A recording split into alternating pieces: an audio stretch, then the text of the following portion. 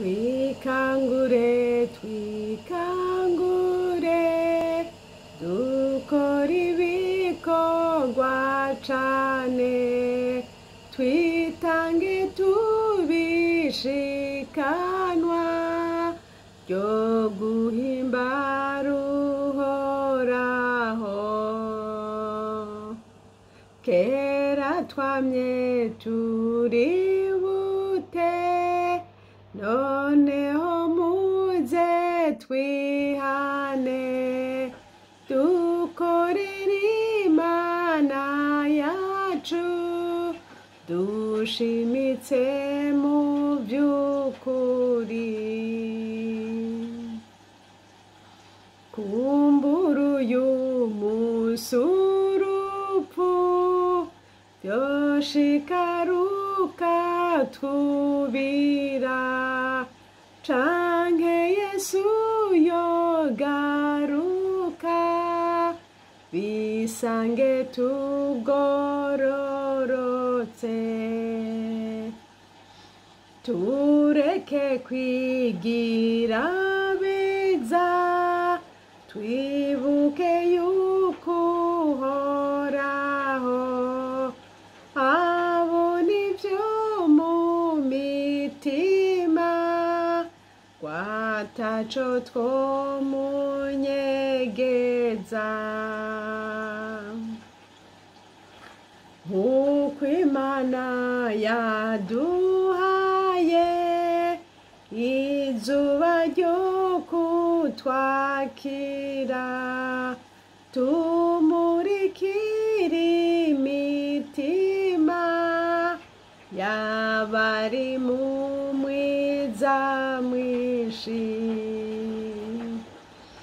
twikangure tuyishime turirimbane indirimbo n'abayishimira bose mw'ijuru no mw'isi hose mukiza turikanguye utwuzuze mpwemu wawe duhimbarishe Imana ivyo tuvuga n'ivyo dukora. Haleluya bene data, ndabaramukije, amahoro ya Yesu nabe muri mwebwe. Niyo ndirimbo nagomba kubaramukisha, indirimbo itubwira ngo twikangure, ngo dukorere umwami Yesu Kristo, ngo twikangure tubishikanwa ryo guhimbara uhoraho. Haleluya. Uyu muririmbyi yaravuze avugishijwe n'Imana ati kumbure rega ati urupfu rwo kuza rukakubira, ngo canke Yesu hamwe yogaruka ngo bisange twiteguye. Wewe nawe ndakwifuriza ko nawe Yesu yogusanga witeguye, kandi nanje nibyo nifuza ko umwami Yesu yosanga niteguye. Ku gice ca kane haravuga ngo tureke kwigira beza. Mana, Imana dutabare. Umuntu wese yamashaka kwigira mwiza, ariko ngo twibika yuko uhoraho ngo abona ibyo mu mitima, uko ataco twomunyegeza. Umuntu wese rero ureke kwigira mwiza, ariko ubukuri nyene. Niba uri mwiza ube mwiza, hanyuma rero niba uri mubi naho nyene bigaragare, abantu bakubone bagutinye baguce kure. Kubera iki wigira mwiza kandi uri mubi? Imana dutabare. Aravuga kandi ngo twikangure, ngo tuyishime, ngo turirimbane indirimbo, ngo n'abayishimira bose mw'ijuru no mw'isi. Hariho abantu bahimbaza Imana mu kuri no mu mpwemu. Hariho abantu mw'ijuru, twarumvise ngo hariho abamarayika bama bamuhimbaza uko bukeye. Haleluya. Natwe mw'isi reka tumushime, kandi hariho igihe tuzoririmbana turi kumwe dushima Imana hamwe. Yesu nahabwa icubahiro. Umwami Imana rero ndakwifurije ngo gukangure nanja ntangure. Haleluya. Imitima yacu ibike imbere y'Imana, tube abanezera Imana mu byo tuvuga no mu byo dukora. Mu byo tuvuga kandi no mu byo dukora. kandi dukorera imana dushimitse beneda, dukorera imana dushimitse mu gihe gikwiye no mu kidakwiye, niko Bibiliya yabivuze. Kuko ubu munsi ubona umenga birashoboka, birakunda, umuntu arashaka kuvuga imana ntawe umufata, ariko ejo ntibizoba bigikunda. Uyu munsi hari uburyo bwinshi bwo kuvuga imana, babandi bavuga ngo baranyimye umwanya wo kuvuga ijambo ry'Imana, ntaco uzoronka wireguza.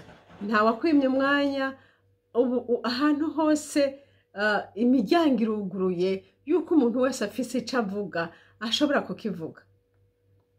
Ndetse n'amavuga ibinyoma n'abavuga amafuti, bose ubu unyurungi rwaruguruye kuri bose, yaba ari umwana, yaba ari umutama, yaba ari umutamakazi, ubukide canke ukenye, bose imiryango yaruguruye. Ntaco tuzokwireguza co kudakorera imana, ntaco uzokwireguza mwene data co kutavugira imana. Aho kuvuga ibintu bitagira akamaro, aho kwandika ibintu bitagira ico bimaze. Ubu hariho abantu bijukiye gukora utuntu two gutwenza, kandi barabishizemo umwete kweri, kandi abantu barabikunze, kuko abantu bakeneye ikintu kibadetanda, kuko stress yababanye nyinshi, bakeneye ikintu co bokoma bariko baraba bagatwenga, imitsi ikigorora neza. Abo babikora gutyo kugira ngo batwenze abantu. Weho uri gukora iki kugira ngo bene data bandi bafashwe, bakanguke muri inzira ija mwijuru, bakanguke bave mwitiro? Uri gukora gute? Imana ishimwe kuri bene data benshi bahagurutse bariko baravuga ijambo ry'Imana. Turashima Imana kubona amasheni ya YouTube menshi, abantu benshi baruguruye amasheni ya YouTube yo kumva ijambo ry'Imana. Naho utokumviriza hiwanje urumviza kwa mwene data wundi, kandi ukumva ijambo ry'Imana. Yesu nahabwa icubahiro. Iki ni igihe cacu co gukora. Abantu bavuga ngo bararindiriye ngo ikanguro, ngo bararindiriye ikanguro. Niba utarabona ko hariho ikanguro n'uyu munsi, uracahumye. Ariko nubibone ko Imana yaruguruye imiryango, nahawe gukora. Uyu munsi turashobora kuba twicaye hano mu gihugu ca Sweden, uwundi akicara mu gihugu ca Amerika, uwundi akicara mu Burundi, uwundi akicara muri Tanzania. Twese tukaja hamwe tugasenga, tukavuga ivya Yesu, tugashinga intahe. None mugombe ngo Imana igire gute? Imana yarabikoze beneda. Ahubwo nimurabe imiryango Yesu yuguruye, ntituyipfisha ubusa, ntihave yugagwa ataco twakoze. Ariko ukanguke ukore. Niba hariho umuntu yakunaniye kubwira ubutumwa bwiza, basi mwemvite muri groupe, mwemvite ku murongo, aho abandi bariko barasenga, bariko bavuga ijambo ry'Imana. Naho byoba byarakunaniye kumubwira, niyemera akaza azokumva. Yesu nashimwe. Umwami ariko ararondera abantu, umwami ariko arategura abantu, umwami ariko arahamagara, manze uwumva wese niyitabe. Haleluya. Rero nagomba kubahimiriza ngo twikangure beneda, dukore ibikorwa vy'Imana, twikangure dukorere data. Igihe kirageze, Yesu araje guhemba bamukoreye. Yesu araje, wewe uzokwerekana iki? Imana idufashe rero. Maze imisi niga ku amajambo amwe yaramfashije cyane, amajambo avuga kuri Yosefu. Yosefu murabizi ingene yagurishijwe na bene nyina, baramugurisha. Iriya nkuru mwarayibonye. Ariko ico ngomba kuvuga niki? Ngomba kuvuga yuko ibihe bigenda bikuranwa. Yosefu yarabaye mu gihe co mubabaro, igihe yagurishwa nabo bavukana, abafise ku mutima kandi abakunda, ariko bo baramugurisha. Bamaze kumugurisha, ico gihe ciwe c'umubabaro kirarengana. Hagera igihe rero Imana imugirira neza. Igihe cyose cy'umubabaro imugira neza, aravyibagira, abona ukugira neza kw'Imana, abona Imana ingene imukunze, imukundishije ukuboko kwa Farawo. Farawo aramukunda, amugira umuntu mukuru cyane mu gihugu ciwe. Mbega Bibiliya tubwira ngo yarambuye n'impeta ngo arayimuha, ngo n'impuzu ngo arazimwambika. Nukuvuga ngo yamuhaye icubahiro cyose, yaravuze ijambo rikomeye ngo ariko ico ntazoguha ngo n'ubwami bwanje ngo ku ntebe yanje honyene ngo niho ngo utazoshika ngo ariko ibindi byose ngo ndabiguhaye ibiganza. Imana ishimwe. Bene data bakunzi b'umwami Yesu, Yesu ntaco ataduhaye, yaraduhaye byose, ntaco ataduhaye. Nariko mvuga ku ijambo ryitwa rero ngo ibihe birakuranwa.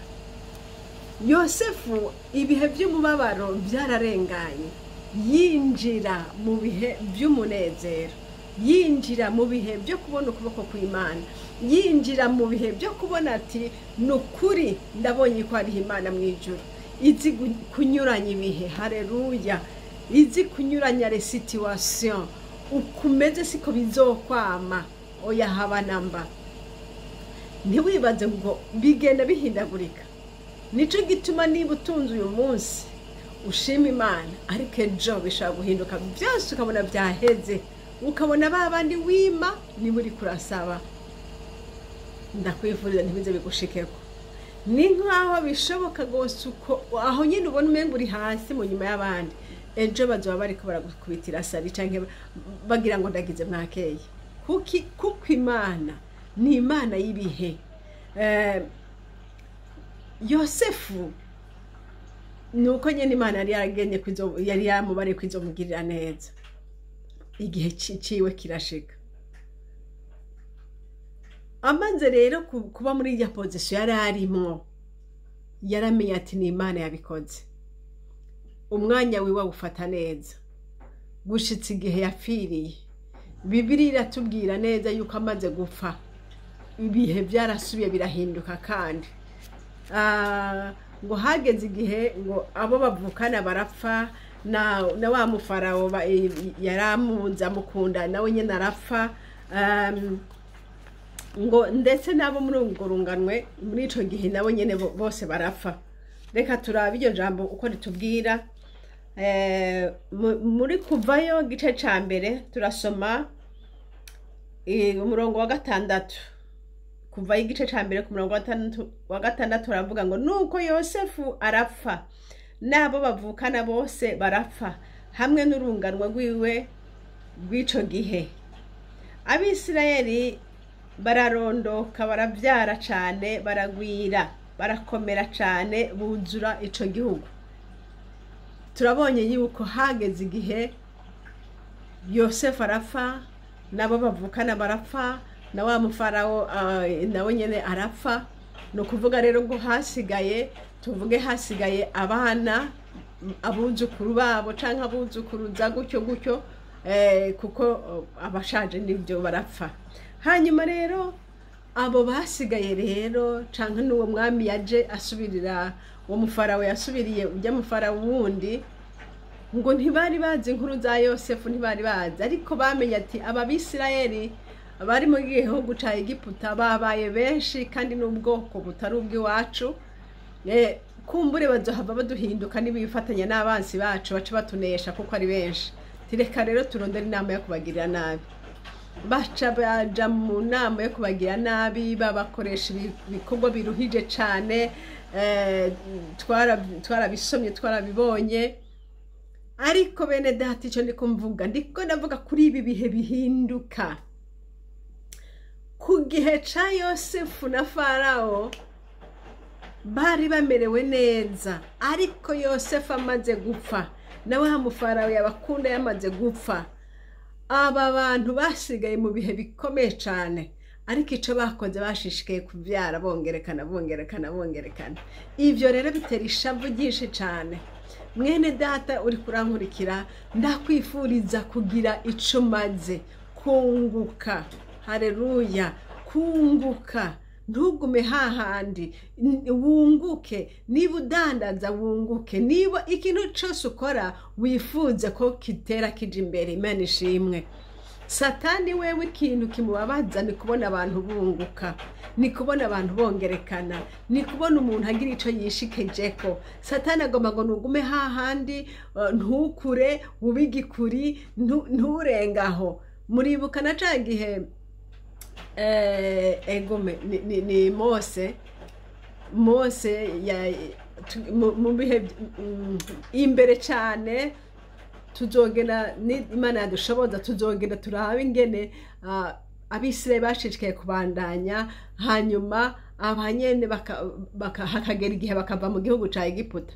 Ariko rero murazi neza ingene Farawo yabwiye Mose ngo kaye ngo ntimugende mwese ngo nimuguma aha, ahandi akava ngo nihagenda abana gusa, ahandi ngo ntagomba ko haba ikintu kiri komple, ikintu cuzuye. Yamashaka nimuguma aha, nimurenga aha, nimuguma aha. Ariko Yesu wacu we adufashe ukuboko, aragomba kugukuza, aragomba kukuvyibusha, aragomba uvyare na benshi na benshi na benshi na benshi. Mana ishimwe. Abisirayeli rero ngo uko kunguka kwabo kuramurya cyane ubufarawo, ati no ntibishoboka, reka turondere ingene twobigenza. Baca barondera inama yo kugira ngo ntibashishikare kunguka kuvyara kuba benshi. Satana azokugira inama mwene da, niyabona utanguye kuvuga ubutumwa abantu bagatangura kwihana, abakugwanya bazotangura kuboneka, bavuga bati ujya muntu kwa kabije. Oya, bazorondera niba yabona utanguye gusenga iminsi 2 iminsi 3, bazoca barondera kukurondera ingene bagusubiza hasi, ngo ujya muriro ngo ni mwinshi ngereka tubuzimye. Wa mukozi w'Imana we, niba yakubona utanguye kuja imbere, Satana azotuma abandi hirya no hino ngo ya ngo mubuze ngo ararengeje ngo sikurya. Imana dutabara. Ariko uwo ni Satani akora uko, niyo strategy yiwe. Akazi ka Satani ni kukudindiza no kugira ngo ntihagire na hamwe wishikana, ugume hahandi. Uzobibona mu buryo bwose, mu nzira zose. Satani ntagomba umuntu atera imbere, oya, agomba ugume hahandi, ibyawe ntibimenyekane, bigume mu rufukira gusa. Ariko mwibuke ko Yesu yavuze ngo udakonje kandi ntabire uwo ngenda mudaho, ngo isi cyo mugakonje canke ukabira.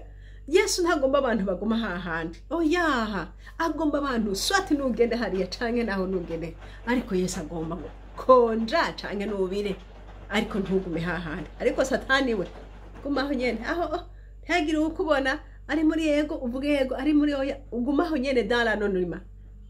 Ariko Imana dutabare. Naho barabagiriye umugambi rero yo kugira ngo ntibasubire kunguka. Dusomye ku murongo wa 12 haravuga ngo ariko uko barushirizaho kubatwaza agacinyizo, nabo niko barushirizaho kugwira no kuba benshi. Haleluya. Nuko abanyegiputa barajingitwa ku bw'Abisirayeli, ngo naho bashishikara kubagirira nabi no kubacinyiza, ngo ariko bashishikara kugwira. Haleluya. Kuko Imana ibagwiza yari muri bo. Yesu nahabwa icubahiro. Satana ati nuko aha, reka rero turabonye yuko kubakoresha ibikorwa biruhije ntaco bibatwaye. Reka tugende hariya bariko baravyara, mwana tuce tumunigira hariya nyene ntasohoke.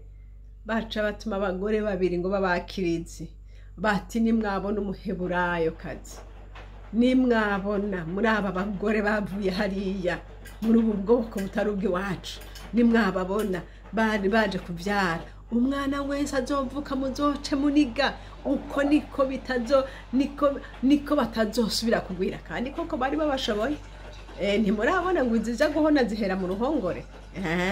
Bari babashoboye, ariko ntibamenye Imana igendera hagati yabo. Oh mana we, ya hari abantu batwitiranya, bakatwitegereza bakaturaba, bigatuma bo twitiranya n'abandi babonye canke abandi bumvise. Ariko dufise Imana, dufise Imana, dufise Imana, dufise Imana.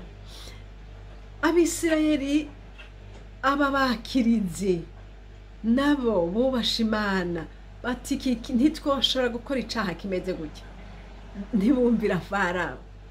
Hariho abantu bavuga ngo ayaga nukumvira, ngo rega ngo nitegeko nukumvira. Wumvira ibyo kumvirwa nyene. Niba kubara ibintu bitari byo ntiwumvire.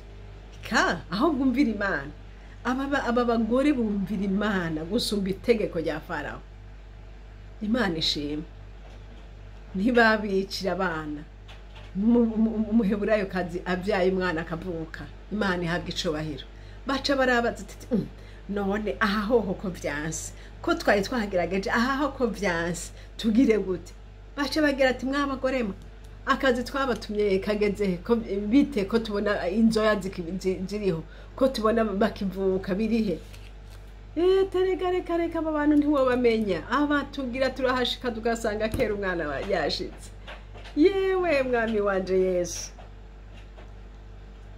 bene Mana ntibamenyegwa bazokugira inama bazovuga batereka reka rya shengero ratubangamiye reka turyugare ntabara reka niwe ntubona ko badutwaye abantu bahamaze abantu bose babapfumu bose twahora twirukira barihanye raba babandi bose bamwe bose bahora badandaza ububare hariya barabuhebye barihanye none aba bantu ntubona ko badutwaye abantu batubujije amahoro tugira iki bagira imigambi yo kukugwanya kubw'igikorwa c'Imana uri kurakora bagutuma abarozi bagutuma ibipfuye nabi ariko humura data ari ku ngoma kandi ari ku gikorwa uko batashoboye kumara ababisirayeli niko n'igikorwa c'abatazoshaka kugihagarika ngo bikunde Imana iduhezagire bazogerageza ariko ntibazobishobora uko bagerageje no gushikiza isaha bona igikorwa carahagaze nticabandanije ntiwatanguye bagutuka ntiwatanguye bakuraga barara barakinda hejuru yawe none ubu unyishengero ntirikuze Imana nishimwe Imana niyo kwizigirwa none rero aba bantu ngo bace barabona ati aba bantu ntibishoboka twabahaye ibyo gukora bibaruhishije ntivyababujije kugwira none tutumye n'ababica ntibyababujije kuvyara none tugira iki ati reka basi tubareke bavyare ariko nibamara kugirwa harugwa gatoya abana bazomvuka muzoce mubata mu rufunzo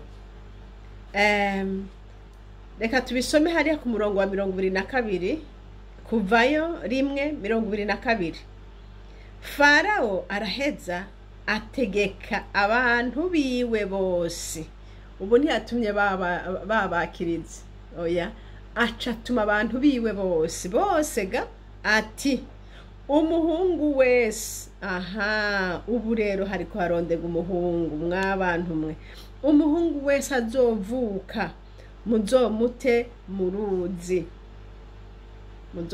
ruzi ariko umukobwa mumureke abeho inama ya Satani irabandanya murabe iva kuri level imwe igenda ku yindi iva ku rwego rumwe iduga ku rundi Satani ntahumeka niwabona umenga wanesheje uzoba wanesheje kimwe ariko ikindi ariko arategura naho nyene ugwiza inkomezi mwene data ugwiza inkomezi ntiwijajare kuko Satani ntaheba yananiwe aba ariko arondera handi ariko arakorera agomba gukorera acavuga ati umuhungu wese rero ubu rero muze bareke bavuke basawa ariko umuhungu azobonekamwo uyo muhungu muzoce mugenda mu mute mu ruzi niho hahandi rero umwana yitwa Mose yaciye yavutse muri iki gihe iri tegeko ryavuga yuko abana b'abahungu babonetse bace bata mu ruzi ariko naho nyene turakegurukira rurema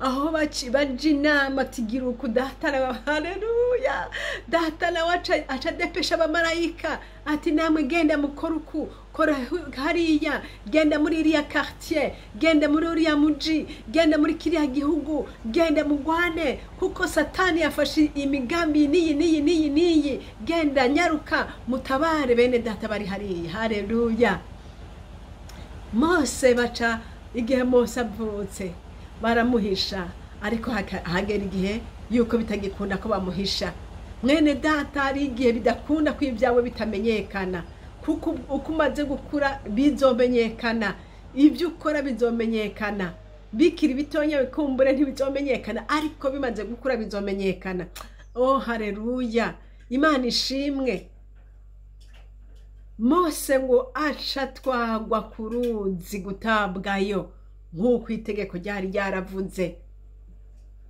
ariko data akora ubundi buryo abantu batiyumvira. Umugore w'umuheburayo kazi yabyaye umwana we w'umuhungu mwiza yitwa Mose. Aca amuhereza umwana mukuru mushikiwe, atehe mutware ku ruzi ushireyo, ariko ntiharazi uko bizogenda. Aca atereka ngaho mu gakoko bamujishiye, aca atereka mu rufunzi iruhande y'uruzi.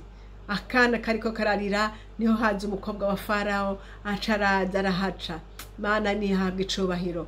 Aje koga ngo bumva akana kariko kararira, ngo bace baragatora, ngo maze wa mukobwa nawe yari yinyegeje hirya kugira ngo arabe uko biza kugenda, aze guha nyina raporo ati umwana yatwawe na naka canke byagenze gute. Mwami Yesu ngo aca araza ati nyakubahwa, uyu mwana bishoboka ko ari umwana w'ubuheburayo kazi. Murazi ko abana b'abaheburayo kazi bavuze ngo abana b'abahungu babate, murabizi ko ari ryo tegeko rihari. Aha rero ngira ngo bishoboka ko ari we yamutaye. Ati none numpenze ko kumuronderera umuntu yoza ndakuronderera umuntu yoza kumukongereza. Atego miyo nama niyo. Mana ishimwe, hariho inama nziza igihe kigeze. Hari inama iza ukumva ko ari ijuru rivuze nyene. Jya mukobwa wa Farao avuga ati ibyo bintu ko ari byo, ati nibyo kweri, gende nzanira uwo muntu. Baca barazana nyina wa Mose. Haleluya. Nyina wa Mose ahabwa umwana wiwe, amwosa atamutima udidagizwa ngo baramufatirako. Umwana arakurakura mu minwe y'uyo muvyeyi. Mana ihabwa icubahiro. Kandi si ibyo gusa, uwo muvyeyi baciye bamuriha amahera kuko yarakora nk'umukozi. None haronka amata yo guha Mose, aronka n'ibyo kurya byo kugaburira barumuna ba Mose bakuru biwe bambe, aronka ni umuryango wose, aronka impunzi yo kwambara, aronka byose, aronka umugisha à travers Moïse. Kuri Mose aronka umugisha w'urugo rwose wa familia yose. Ariko umwansi byari yavyumviriye. Umwansi ntiyari yavyumviriye. Umwansi yumva ati karashitse, turashitse rero abana b'abahungu bose kubica. Ariko ntibamenye ibyijuru ritegekanye. Abantu biyumvira kukugira nabi uko bashobora, ariko Imana nayo yiyumvira kukugira neza nayo uko ishobora. Yesu nashimwe. Mose aratungwa neza, anywa amata ya nyina. Noneho acahembesha, arahemba n'urugo rwose, barabahezagira, barabagirira neza, barabaha amafaranga, barabaha ibyo bakenera byose kubera uyu mwana. Reka nkubarire, ntutinye mwene data we ufise Imana. Ufise Imana, ufise byose, umbe nkubarire, ureme uko bizomera kose, ntuhinde umushitsi. Uko bizomera kose, wirinde icaha n'igisa naco, ugumura umukunzi w'Imana, ibindi byose bizogenda neza. Haleluya. Uko bapanga data nawe hajya bariko barapanga inyuma, ntibabizi, bagira ngo ubu twamukomesheje, ubu turashitse, ubu turamufashe, ubu bimeze uko. Ayiwe, ariko ntibamenya data wa twese ahoraho ibyaba yateguye. Haleluya. Imana ishimwe. Dufise data akomeye, dufise umwami wo kwizigirwa. Ese icyo umuntu wese akizera uyu mwami, ese icyo umuntu wese akaza agakubita amavi imbere ya data wa twese ahoraho, akihana akavuga ati Yesu ndakwimitse ngwino mu bugingo bwanje, undongore nanje wamungaburira, wamumpeka. Aho niho utosha kugira umutima uhagaze ku kintu na kimwe. Naho bavuga ati ngaho baraje, uvuga uti ndagushima Yesu, urabibona mu maboko yabo naho nyene uzohantungira. Kujya mu maboko y'abafarao Mose yarahatungiwe, atungisha n'umuryango. Igihe c'Imana kiragera, gushika naho yabaye umuntu akuza akomeye wo gukura abantu b'Isirayeli muri Egiputa. Yesu wacu ninde yonganwa nande? Nta numwe. Reka tumwizere no kwizigirwa. Imana yo mwijuru ibahezagiye. N'aya majambo nagomba kuvuga nti ibihe birakuranwa, ariko ibihe bigenda bimera ubibanemwo na Kristo Yesu. ubibanemwo na Yesu, nawe uzogendera abona ukuboko kw'Imana, uzogendera n'Imana ingene ikora. Haleluya! Dufise Imana y'ububasha, dufise Imana ikomeye, dufise Imana nta kindi twoyigereranya. Uyizera iyo Mana. Yabanye na Yosefu muri prison, yongera muduzi mushira hejuru, imugira umuntu mukuru mu gihugu ca Egiputa, agaburira bene wabo, atunga umuryango wiwe kubw'Imana. Ariko ntawe arabimuziga koko bizoba gutyo, koko bari bazi ko bamugurishije. Ariko igihe kirashika, Imana imukura hariya hasi imushikana hejuru. Haleluya! Abana n'abakuru atunga umuryango wiwe. Amaze gupfa, Imana ntiyaretse, baciye mu bikomeye n'ivyo abasigaye, ariko mu nyuma yarongeye irabavyura. Imana ishimwe, Imana twizeye irakomeye. Nuko nawe muri circonstances zose uko binyuragirana, uko ejo wari ku ntebe y'ubwami, uyu munsi wirota uva muri prison, ejo uzova muri prison, wirota uva ahandi, ariko aho uri hose Data gufitiye umugambi, kandi niwirinde icaha n'igisa naco, uzogenda urabona Data ngira gutabara. Imana nishimwe. Yaraye majambo nagomba kuvugana namwe no kubaramutsa muri kino gitondo. Umwami Imana bahumugisha. Data urakoze kuko usumba byose. Haleluya! Urakoze Yesu Kristo kuko abakwizigiye batazomaramara. Ndagushima ko ufise imigambi ku muntu wese Mwami Yesu Kristo waremye.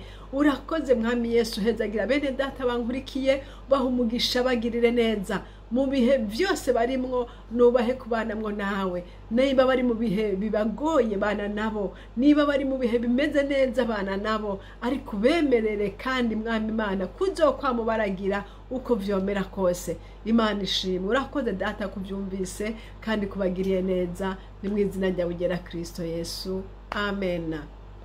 Iyi shene turiko ni shene Habonayo, kandi nimero za telefone ni za zindi ni +46 768 0065 46. Imana Data ibaha umugisha mwese. Amen.